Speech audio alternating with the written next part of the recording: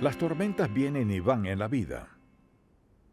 Por lo general no son gratas, de hecho suelen traer dolor, sufrimiento y pérdidas de todo tipo. A pesar de todas las dudas que tenemos, hay un versículo bíblico que es la base subyacente de lo que creemos. Y en el Salmo 103, versículo 19, Jehová estableció en los cielos su trono, y su reino domina sobre todos. Eso responde muchas preguntas. Jehová estableció en los cielos su trono y su reino, su control, siempre domina sobre todos. Quizás se haya preguntado a veces en medio de una tormenta, ¿dónde está Dios? ¿Qué está haciendo en mi vida? ¿Causaste esto, Señor? O se pregunta, ¿lo causé yo? ¿Quién es responsable, Señor? ¿Sabes qué dolor siento? ¿Sabes la pérdida que siento? ¿Por qué todo esto? Y hay respuestas para esas preguntas, ¿por qué Dios hace lo que hace? Entonces deseo que veamos un pasaje bíblico que nos da un ejemplo del dolor que trae una tormenta. Así que le invito a acompañarme al Salmo 107, y veamos este pasaje por un momento, porque todos tenemos preguntas de las tormentas por las que pasamos, y en breve hablaremos de varias clases de tormentas, pero veamos el versículo 23 del Salmo 107. Los que descienden al mar en naves y hacen negocio en las muchas aguas, aquí se refiere a quienes laboran en el mar, por ejemplo, en barcos de carga, entre otros, ellos han visto las obras de Jehová. Así habla el salmista de las tormentas. Dice, y sus maravillas en la profundidad, porque habló e hizo levantar un viento tempestuoso. Si acaso se pregunta de dónde vienen algunas. E hizo levantar, escuche esto, porque habló e hizo levantar un viento tempestuoso que encrespa sus ondas, sube a los cielos, descienden a los abismos, lo cual es una forma hermosa de hablar de la tempestad que encrespa ondas altas y bajas, y dice, sus almas se derriten como el mal, tiemblan y titubean como ebrios, y toda su ciencia es inútil. Entonces, aterrados, pensaban que era el final, dice la Biblia, clama a Jehová en su angustia. Eso siempre es lo más sabio en momentos de tribulación. Y los libra de sus aflicciones, aleluya, cambia la tempestad en sosiego, gloria a Dios, y se apaciguan sus ondas, luego se alegran porque se apaciguaron, y así los guía al puerto que deseaban. Alaben la misericordia de Jehová y sus maravillas para con los hijos de los hombres. Exáltenlo en la congregación del pueblo, y en la reunión de ancianos lo alaben. O sea, pensemos en esta pregunta, ¿está Dios en las tormentas? ¿Está presente o no? Hay quienes piensan que sí. ¿Cree que Dios está en las tormentas? ¿Cree que eso es lo que dice la Biblia? Pues algunos no están tan seguros. Le di 3 oportunidades para contestar bien. Claro que está en la tormenta. Vea lo que dice. Porque habló e hizo levantar un viento tempestuoso. Dios está en las tormentas. No siempre de la misma forma. No siempre todas vienen de Dios. Algunas las creamos nosotros, otras Dios, y otras se crea por naturaleza. Entonces, si alguien le pregunta, ¿cree que Dios está en las tormentas? Puede decir, sí, creo. Le dirán cómo lo explica, porque por lo general piensan en alguien que perdió la vida y quieren acusarle de insensato por creer que Dios, siendo amoroso, haría algo así. Así pues, la gente quiere tendernos una trampa a los cristianos y preguntarnos, pues ¿acaso creen que Dios está en todo esto? De alguna manera, Dios está en todo. Así que deseo que leamos este pasaje bíblico y veamos lo que Dios nos dice aquí. Pero en cualquier tempestad, Dios tiene el control. Si es una tempestad que nosotros mismos creamos, Dios sigue al mando. Si Dios creó la tempestad, aún tiene el control. Dios no se desliga de las tormentas. Quienes no creen en Dios quieren que pensemos que Dios no se inmiscuye en las tormentas, que eso es ingenuidad de los cristianos. Creen que si Dios fuera real, no permitiría que sucedieran ni que alguien perdiera su vida. Bueno, de eso hablaremos. Así pues, la gente quiere darnos una respuesta muy incrédula que deje a Dios fuera de todo, en especial si es algo que no pueden controlar. Si está fuera de su control, no dejan que Dios se inmiscuya porque saben que a Él no pueden controlarlo. Entonces, deseo que pensemos en esto. Hay 3 clases de tormentas. Las naturales, que son huracanes, inundaciones, tornados, etc., incluso lluvias torrenciales que vienen. Luego están las tormentas emocionales.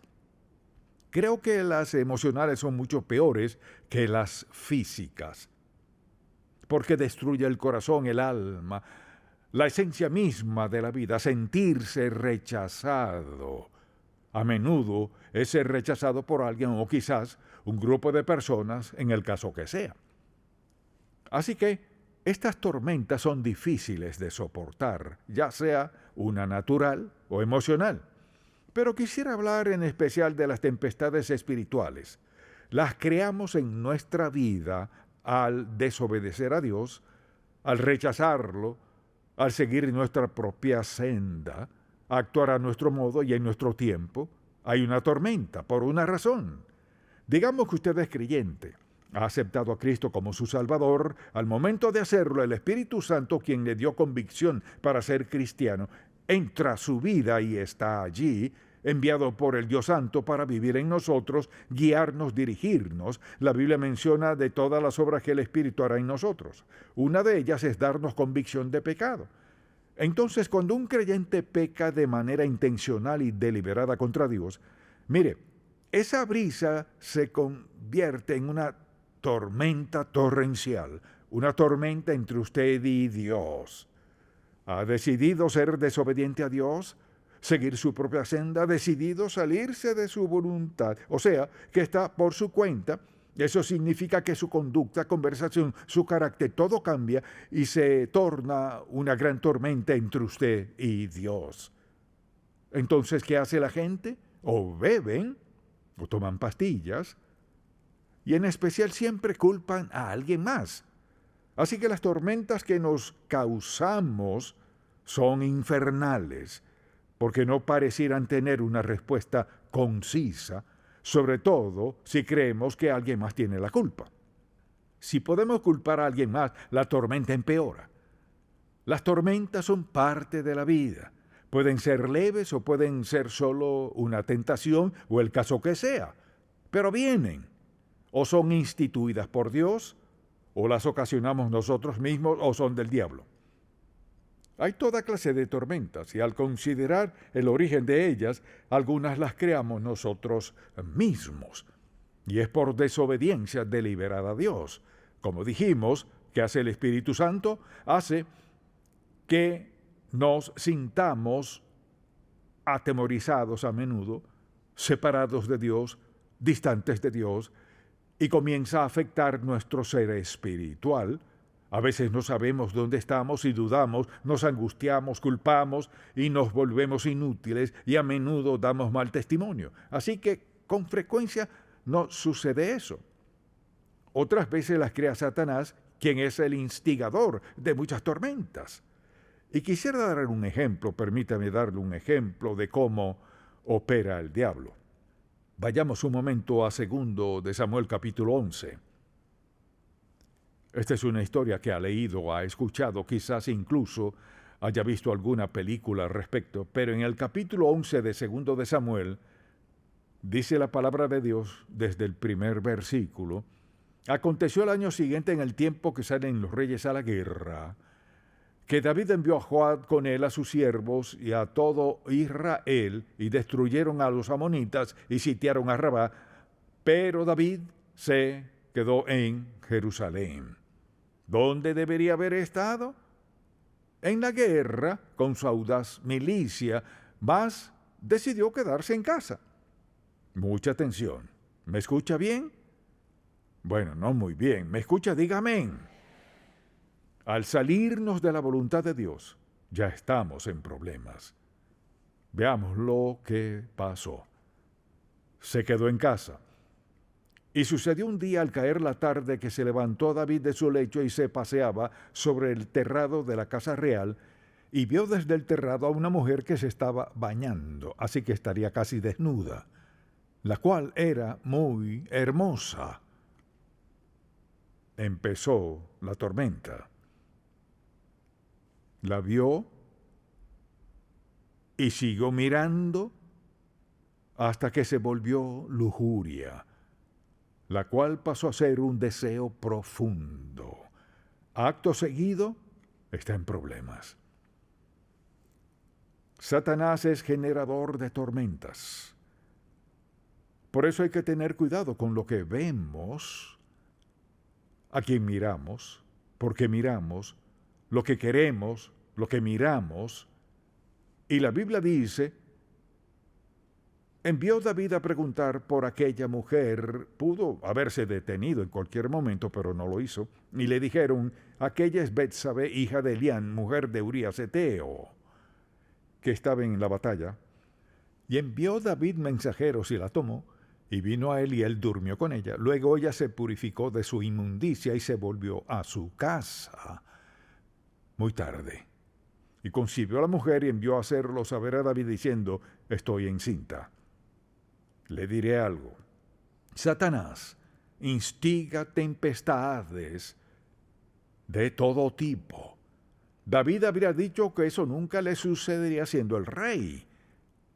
Pero en el lugar equivocado, en el momento equivocado, con la mirada y los pensamientos equivocados, y mire, con el poder para consumar su lujuria, incurrió en acciones que afectaron el resto de su vida. David y Betsabé. Algunas tormentas las causamos nosotros mismos, otras el diablo, y a veces Dios las envía a nuestra vida. A veces Dios envía una tempestad como castigo. ¿Para qué? No hay duda de que así fue en la vida de David. Para castigarnos, para captar nuestra atención y como protección para que no nos destruyamos. Dios sí manda tempestades a nuestra vida. ¿Sabe por qué? Porque nos ama. Nunca manda una tormenta sin el respaldo de su amor. Al pensar en las tormentas de la vida, pensemos en por qué Dios las permite. Creo que la primera razón es porque a veces necesita captar nuestra atención. Puede que Dios toque la puerta de nuestro corazón, quizás haga que nos demos cuenta de algo. Al orar, tal vez Dios trate de captar nuestra atención, pero no le hacemos caso y a menudo tiene que dar un paso más. Y esa es una de las razones principales. Una de las cosas que Dios hace es enviar una tempestad a nuestra vida. Dios permite las tormentas para captar nuestra atención porque nos ama. ¿Acaso siempre he hecho todo lo que Dios me ha dicho? No. ¿Me ha amonestado por eso? Sí. Porque Dios, escucha esto, me escucha, dígame amén. Dios no tiene favoritos. No tiene preferidos. Si lo desobedecemos, es de suponer que nuestra desobediencia a Dios traiga resultados. Así opera Dios. Entonces capta nuestra atención. Por tanto, quiere prevenir que nos destruyamos o perjudiquemos a alguien más o causemos más problemas. Una segunda razón por la que envía tormentas a nuestra vida es para que nos arrepintamos. Y creo que el mejor ejemplo de eso es el libro de Jonás. Mire, Dios lo llamó, Jonás se fue de su casa. Dejó a Dios, se subió a un barco para huir de Dios. Se durmió para dejar a Dios. Llega la tormenta, tuvo que confesar, es mi culpa. Dios no lo dejó. Permítame decirle algo, no puede alejarse más de Dios que Jonás. No importa quién sea usted, ni lo que piense, ni lo que crea o no, no podemos huir del Dios eterno porque toda persona y todo lugar están en la presencia de Dios. Creo que hay quienes dicen No creo en eso. Mire, no significa que por el hecho de que no crea en Dios lo haya eliminado. No ha cambiado ni un solo versículo de la Biblia por no creer en Dios. Lo que quisiera que viéramos es que nuestra creencia, escuche bien, nuestra creencia no afecta el que Dios mande juicio o no por nuestra desobediencia y pecado contra Él. Jonás sabía que estaba en pecado, se esforzó, pagó mucho dinero, emprendió el viaje y ¿qué sucedió? Está dentro de un gran pez. ¿Y luego qué pasó? Me encanta esta historia, una historia tan sencilla.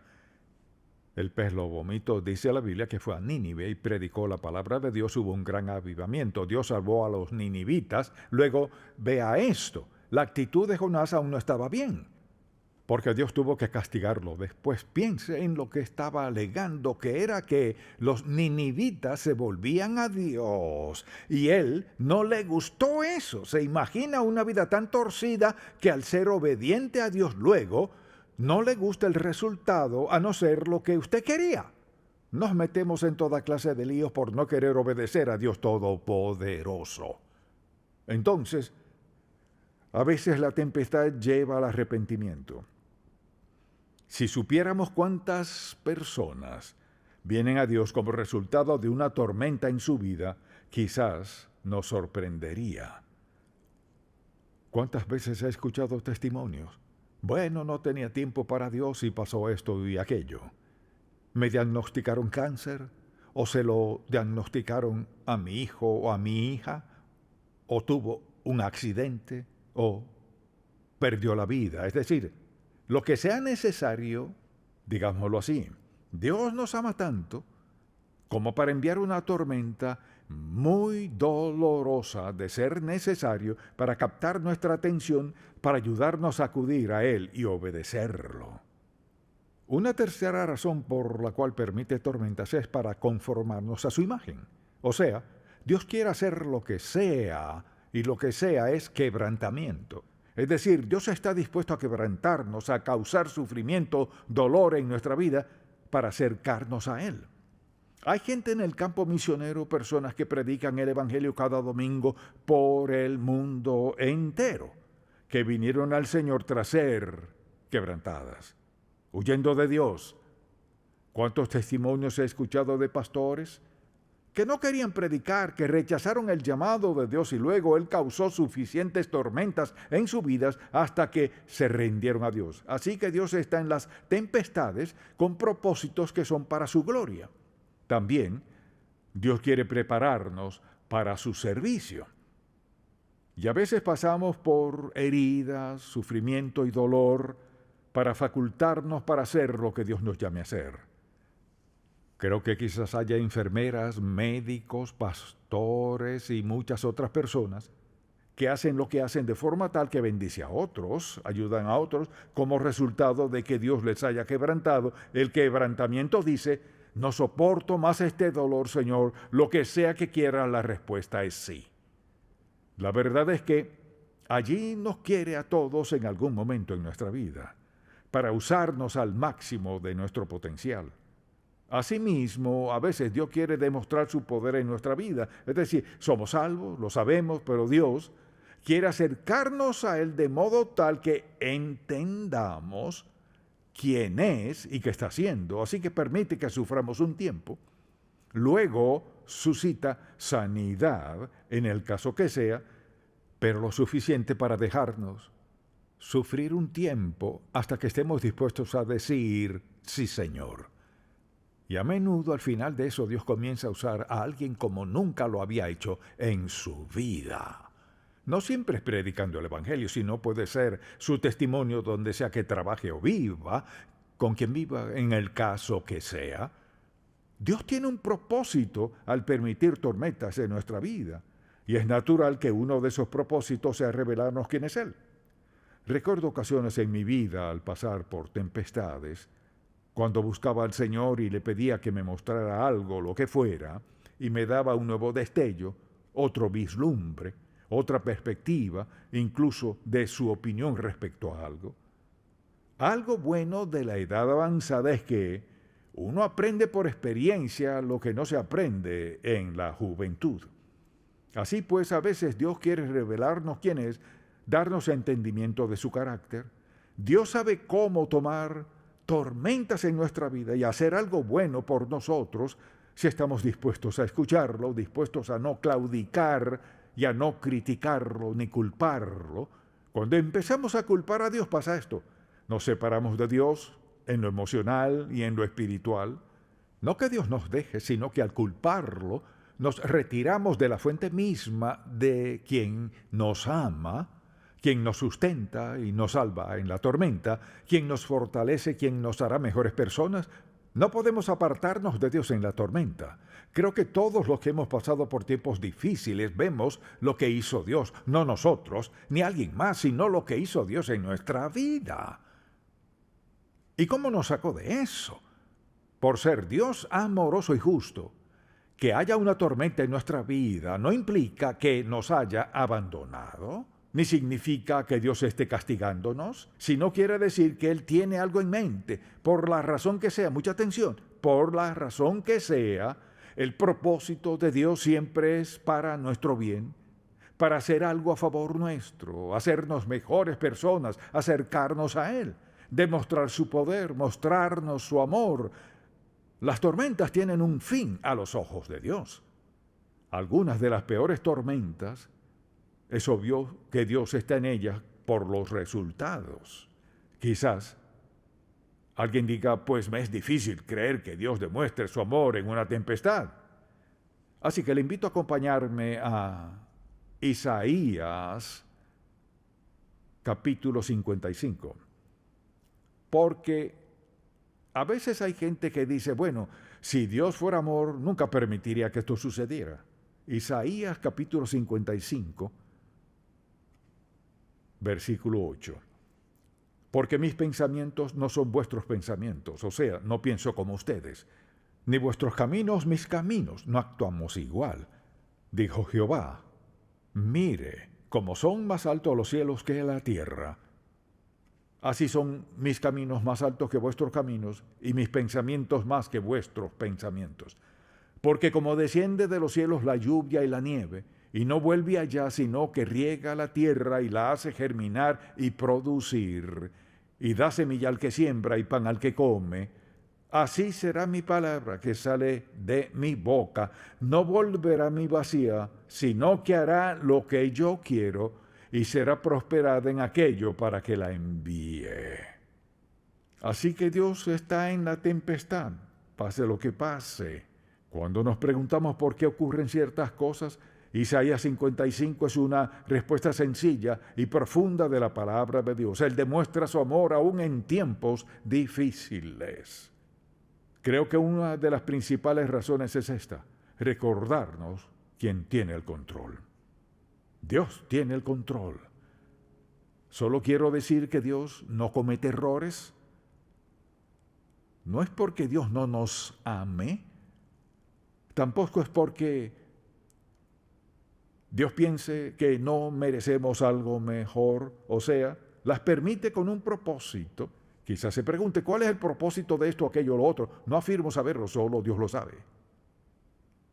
Pero mire, al ser creyentes seguidores de Jesucristo, nada sucede en su vida sin el permiso de su voluntad y siempre con un fin: fortalecernos, bendecirnos, prepararnos, equiparnos, expresarnos su amor en el caso que sea. Dios siempre tiene en mente el fin de amarnos.